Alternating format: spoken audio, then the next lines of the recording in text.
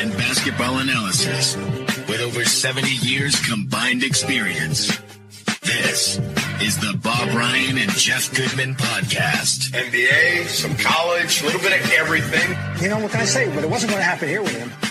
I was okay with it because it wasn't about talent. All right, it's time for Bob Ryan, Gary Tanguay.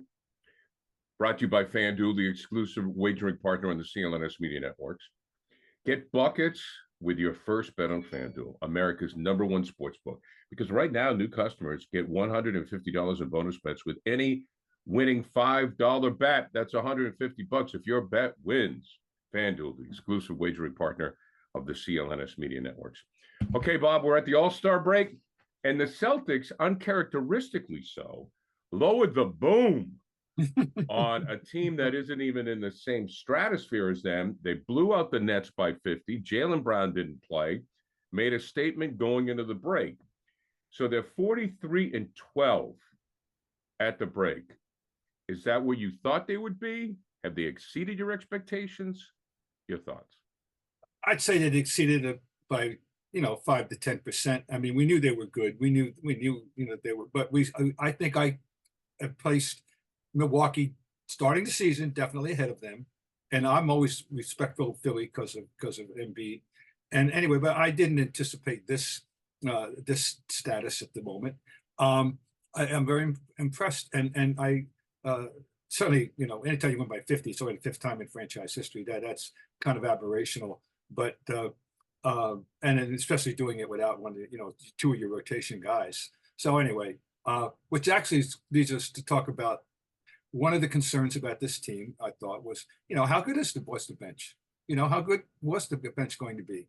And I'm a big fan of Pritchard. And by the way, I decided who he is. All right, he's a cross between Jerry Seasting, as you suggested, and Larry Siegfried. Okay. Now that he's a cross. He's as tough-minded as Siegfried. He's a better shooter than Larry ever was. Naturally, and he's different than Seasting in that he's a three-point bombardier. Seasting's range was like 15 feet 2 inches. I think he got far much beyond that. You're worried a little bit, but he was deadly at that range as anybody could be, So anyway, but by the way, just so people, Jerry Seasting, one of my favorite stats of all time in Celtic history. He shot 65% from the floor in the last 17 games of the 85-86 regular season. And I know that 90% of those 65% were 15-footers, 17-footers. Sure. I mean, they were layups. My friend Lee Montville once said that the Seasting did an autobiography. It should be entitled, "I've Never Been to the Paint." It's a great. All right, now we digress. So Pritchard comes up with 28 in this route, but he's been more reliable. He's had an up and down career here. Started off okay, kind of got put on the back burner, and now he's definitely an important component on this team. I feel really good about him. We wondered how good Sam Hauser was. Sam Hauser's going to have a long NBA career. He's definitely going to have a career. He can shoot the ball. I mean, and his shooting is at a premium now. But the fact that you added Porzingis made Al more of a swing guy for sure. And so they've got a very nice 8-man rotation for sure, and with versatile guys. And what I'm surprised at, and this was, of course, a reason they made the move in Milwaukee, is the Celtics have a 6-game spread on Cleveland. Yeah. And I thought the Eastern Conference at the All-Star break would be just a logjam, like a half game, a game separates like 4 teams, right? Yes. Not the case. None of us saw Cleveland in that category, I don't think. Excuse me. I had a conversation this week with Hubie Brown, and he was selling me Cleveland, that he takes them for real.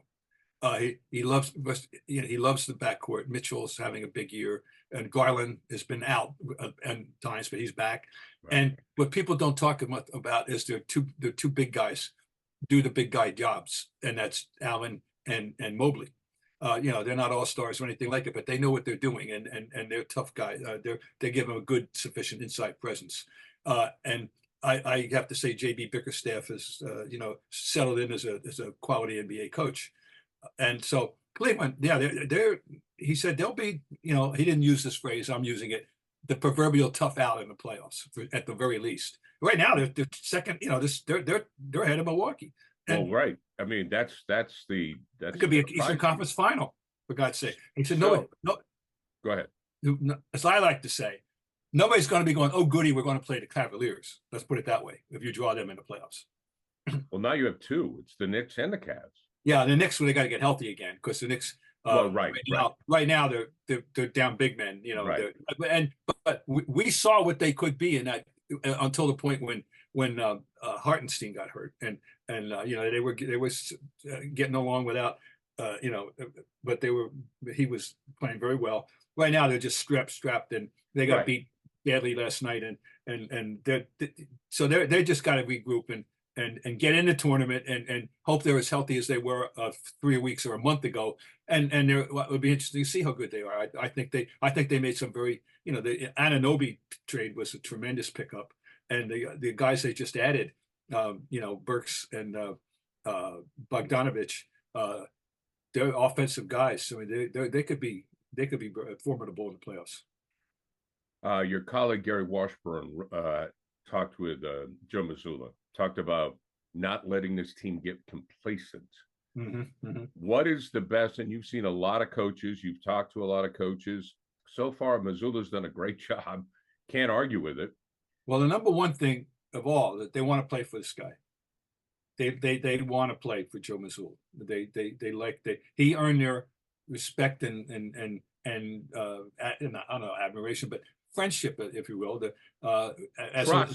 Trust. Thank you. As an assistant, and he had growing pains, and but yeah, they want to play for this guy, and that's important, of course. And he's still on trial, with everybody, with the fans for sure, and media, because he's been handed the keys to a very nice, high quality sports car here, and let's see what he does with it, and that's going to be, those answers will come in April and May and in June, and we'll find out what. But I'm okay. I know a lot of people are still skeptical, and I get emails from people after any loss. And, one of the 12. One of the 12. Yeah. I get or blown lead.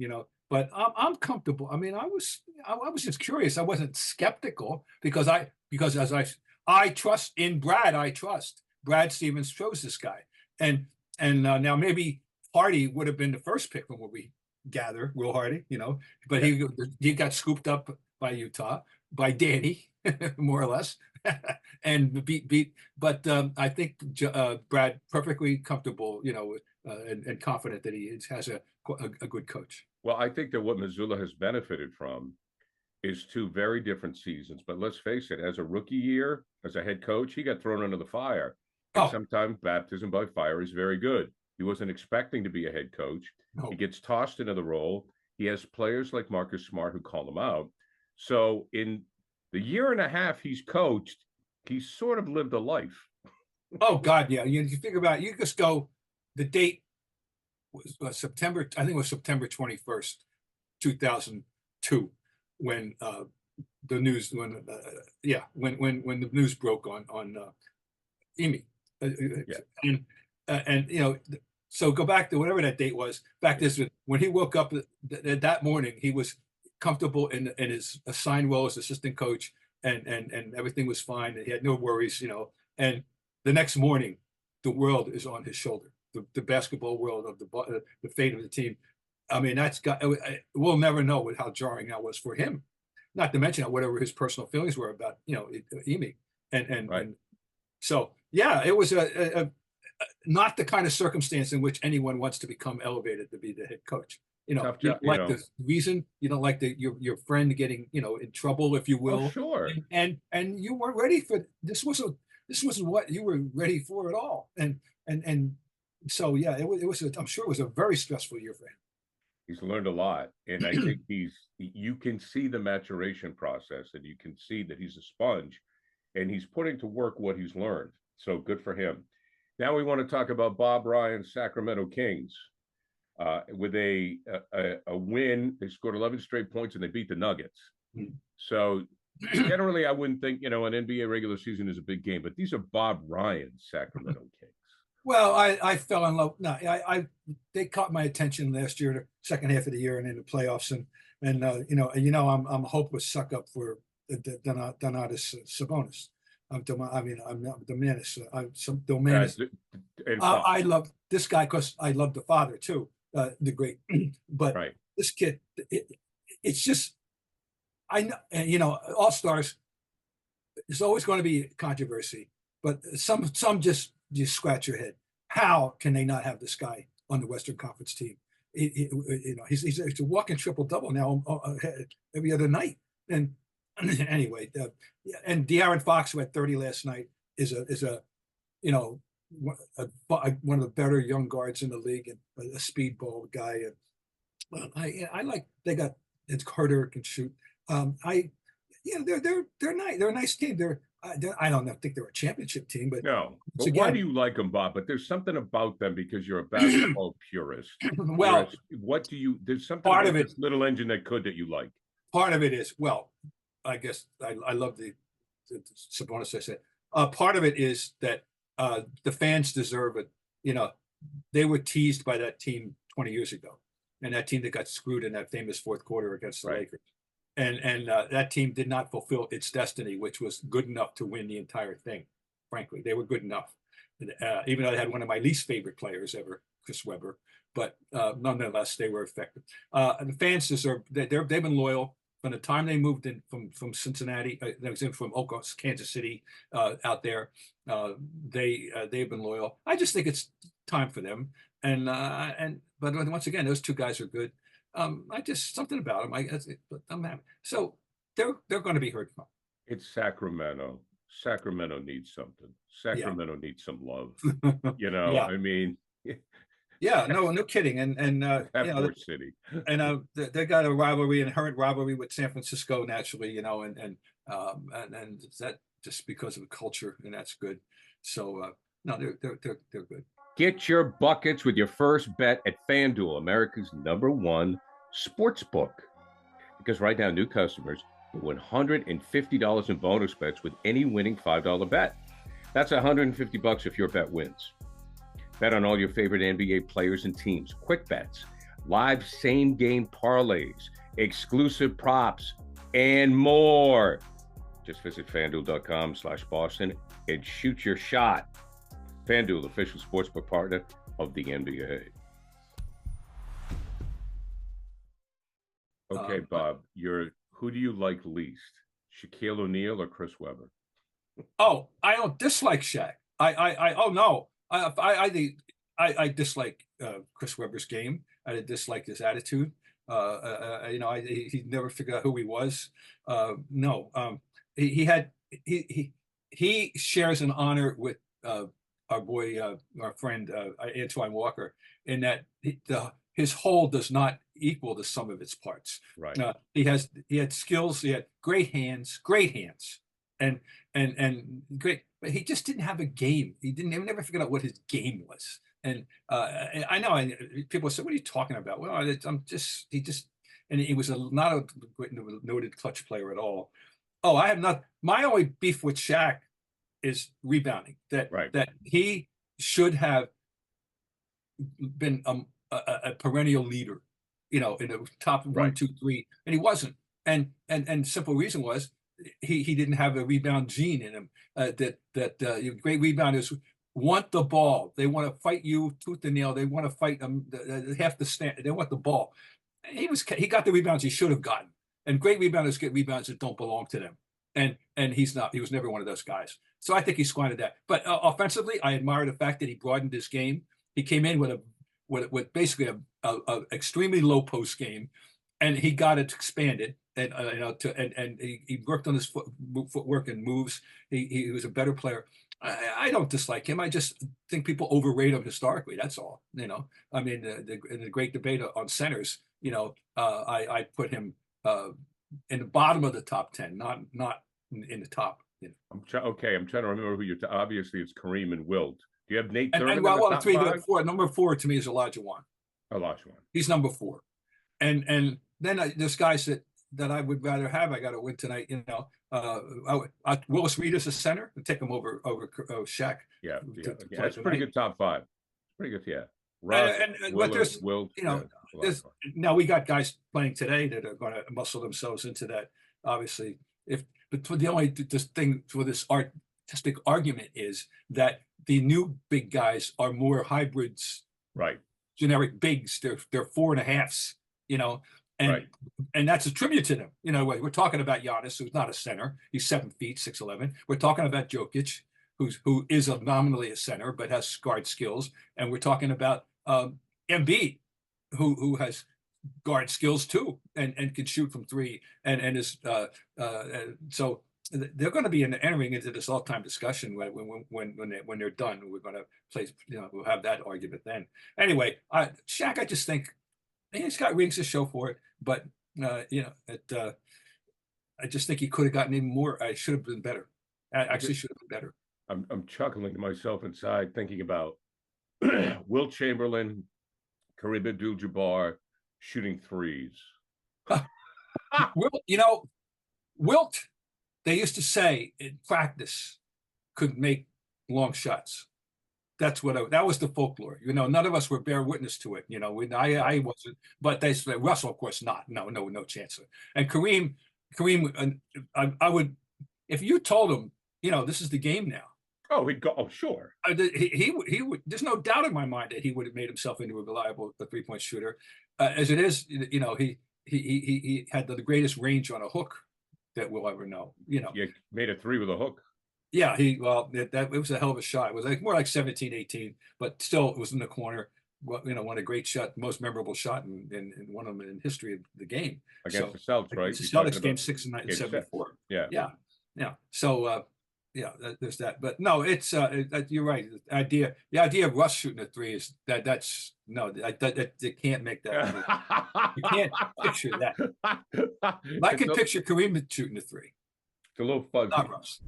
At the start of the new year, every small business owner is asking themselves the same question: what's the one move that I can make to take my business to the next level in 2024? LinkedIn Jobs knows that your success depends on the team you surround yourself with. That's why LinkedIn Jobs has created the tools to help you find the right professionals for your team faster and for free. Now, listen, you're busy building a business. You need the perfect team member to help you do that. It's just like sports. You can be a great coach, but if you don't have the players, if you don't have the chemistry, it's not going to matter. And it takes time to develop this chemistry and find these players. So the heavy lifting, it all goes to LinkedIn Jobs. They'll handle it for you. So you have to have a great team, you have to have a great chemistry, and these are the hiring tools that'll enable you to get that. LinkedIn isn't just another job board. LinkedIn has a vast network of more than 1 billion professionals, which makes it the best place to hire. Hiring is easy when you have that many quality candidates. So easy, in fact, get a load of this number. 86% of small businesses get a qualified candidate within 24 hours. How about that? So achieving your goals in 2024, you got to have the right team to help you do it. It's why small business rates LinkedIn Jobs number 1 in delivering quality hires versus leading competitors. LinkedIn also knows that small businesses are wearing so many hats, they might not have time or the resources to hire. Thankfully, with LinkedIn, the process is intuitive, quick, and easy. Post your job for free at linkedin.com/scribe. That's linkedin.com/scribe to post your job for free. Terms and conditions apply. NBA.com came out with the top 5 Indiana players of all time because the All-Star game is being held there. And it has the big O, Oscar Robinson, Larry, of course, George McGinnis, and the big dog, Glenn Robinson and Sean Kemp. Your thoughts on the 5 and who are left out? Well, John, the thing about it is, I guess they're based. See, this is for NBA purpose. It's a career, NBA career. Right. Because if you're in Indiana, The number one sport is high school basketball. Right. In fact, their home arena was the only one I ever in. I don't even know what it's called now. It started out it was the field house, remember? And I don't even know what the arena's called now. I lost track. Yeah, And it's another name. I saw it Whatever, today. whatever it is. They had as much high school and college posters and pictures and history in the building as they did in the NBA. And then, of course, the ABA still is revered there because they won 3 championships, the Indiana Pacers.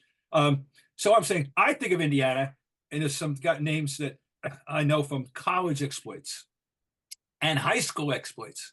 Now, if you're going to talk about all-time 5 high school, Indiana players, Damon Bain has got to be in there, winning a championship as a freshman. Jimmy Whale from Kokomo, Indiana, a great shooter in the 50s. Scott Skiles from Plymouth, Indiana, and another legend, a revered figure in Indiana lore is Slick Leonard, Bob Leonard, who won a state championship in Fort Wayne, I believe it was, in 1949, won an NCAA championship in 1953 with the Hoosiers, and then we coached the team. He's a beloved figure in Indiana. But the 5 guys they got, obviously, Oscar. If you're going to make a case for greatest career in Indiana schoolboy history, it probably was Oscar Robertson and Crispus Attucks. And of course, I'm glad, Larry's team didn't get very far, they too far. But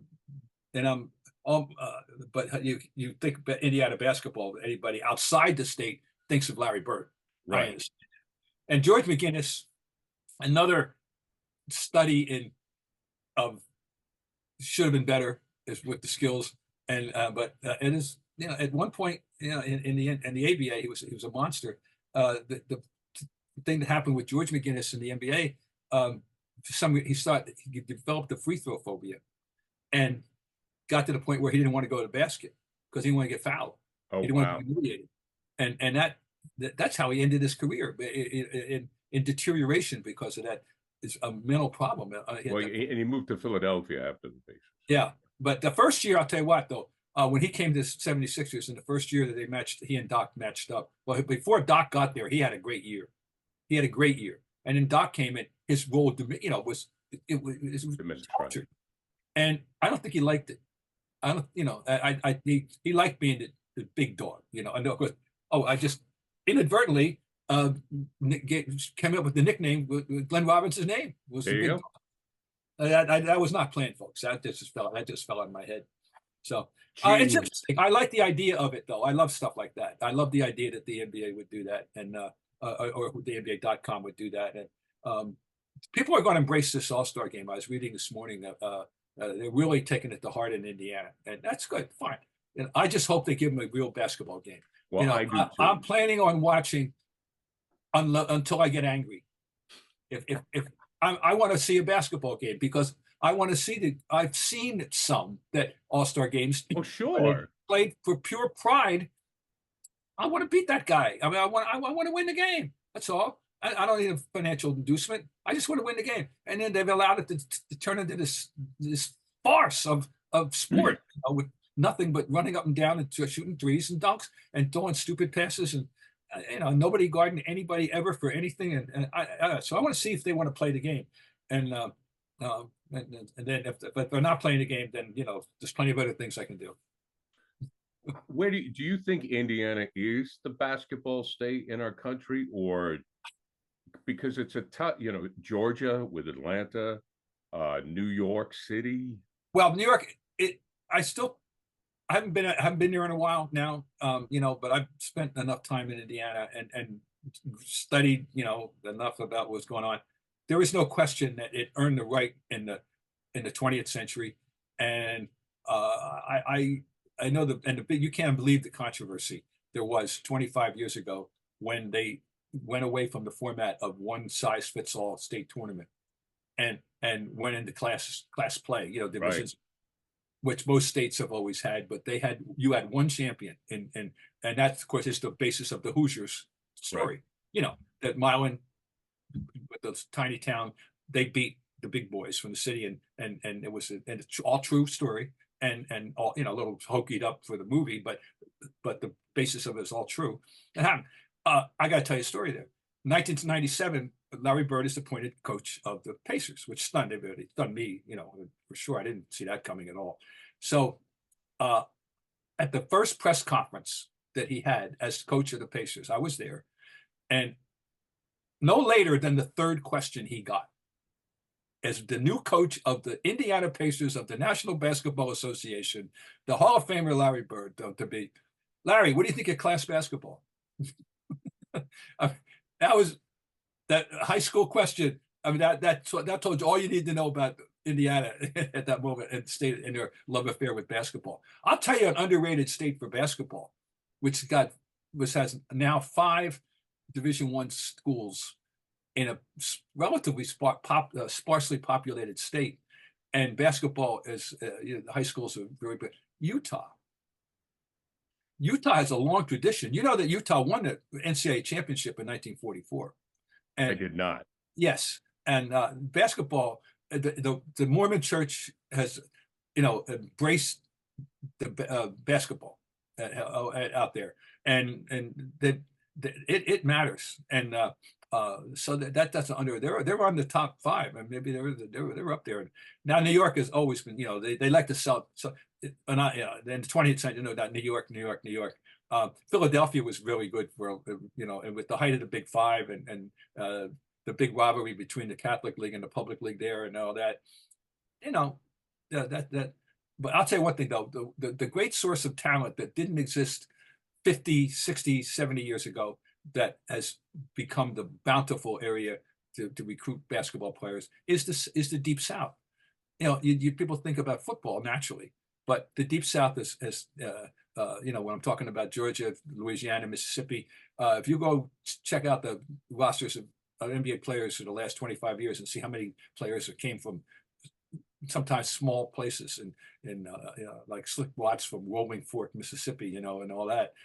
Lots of those kind of stories out there. So that's become even in the midst of football, high school basketball there is big.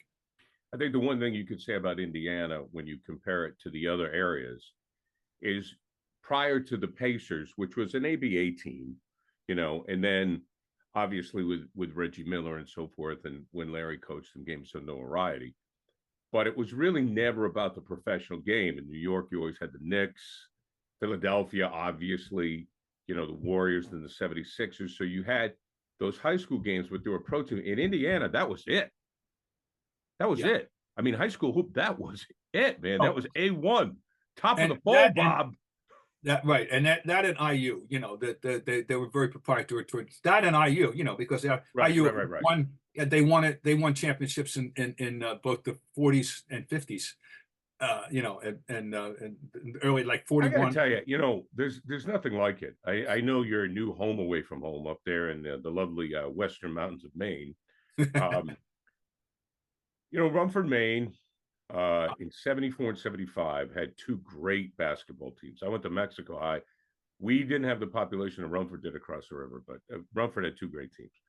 And even Mexico, when we get in the state tournament, the tourney, if you will, at the Bangor Auditorium, the Augusta Civic Center, I even had a chance to do some high school basketball games. I would do play-by-play. Our friend Rich Kimball, and we would do like 8 games a day. We just do on the radio. It was like the first game started at 8 a.m. and the last game started at 8 p.m.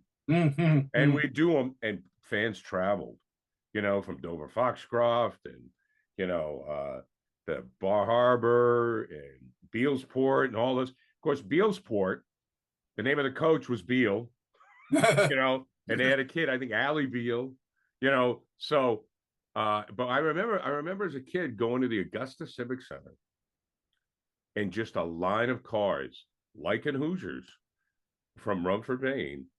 I in the back, my dad and I, my mom, just driving to Augusta from Rumford, and it was a line of cars as far as you could see. I mean, that's great stuff. That's Indiana.